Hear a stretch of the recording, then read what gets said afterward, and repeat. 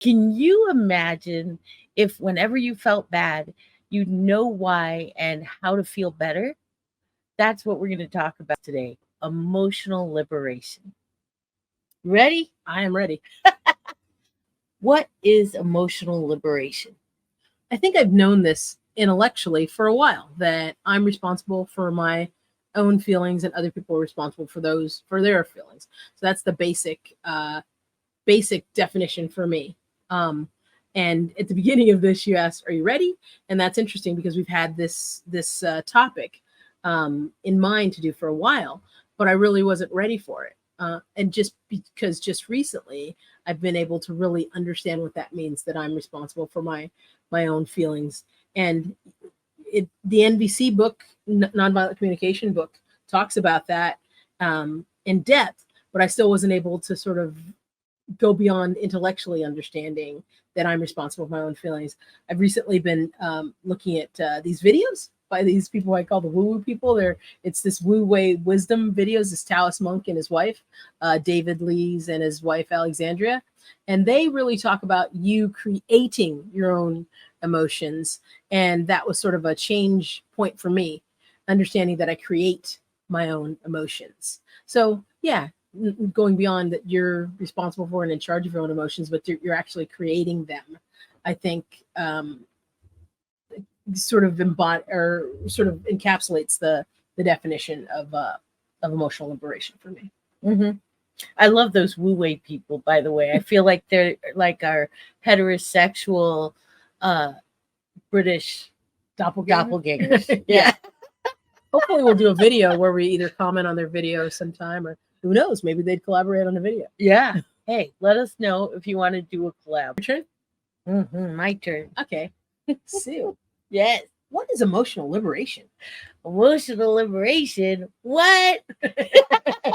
That's about taking responsibility for your feelings and understanding that everyone is responsible for their own feelings. Not just me, you too.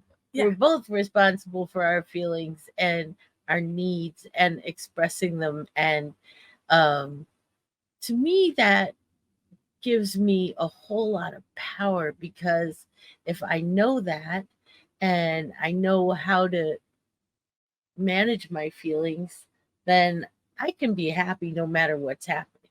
You know, pretty awesome. Yeah. To Mhm. understand it to that level.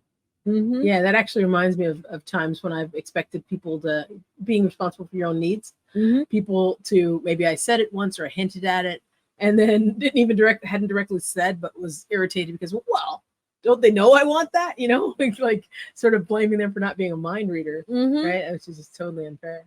I think that happens a lot in couples. Yeah, this was actually in my previous relationship where that happened. The other part of emotional liberation, I think, is being free to be compassionate and loving with everyone, including ourselves, right? For me, the being very compassionate and loving with other people came naturally. Mm-hmm.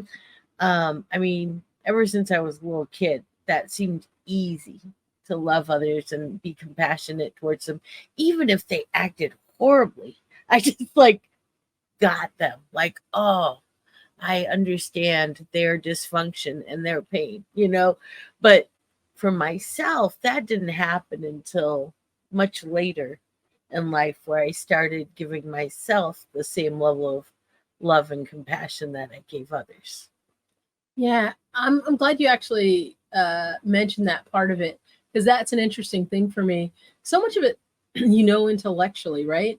But sometimes I think when I would be compassionate, sort of get others and try to think I was being compassionate, I would be being codependent, because I would actually, even though I was like, oh yeah, I understand where they're coming from. Yeah, I have compassion for them.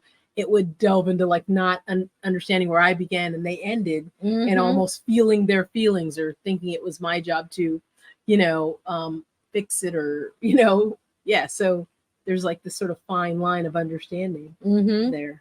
Yeah. Well, and that's the line, I think, is like, you can have compassion for someone, but you don't want to take on responsibility for their problems, right? It's That's where the line is for me Mhm. anyway. Like I can have all kinds of compassion for anybody, but I don't want to feel like I'm responsible for fixing their problems. I Right. only want to feel responsible for fixing my own, which are significant. Let's just be honest. Like, I have enough of my own work to do. That's part of what helped me.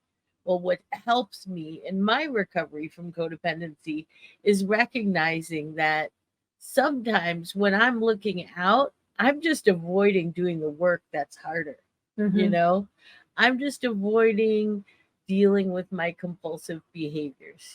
I'm avoiding dealing with the inner healing work that still needs to be done.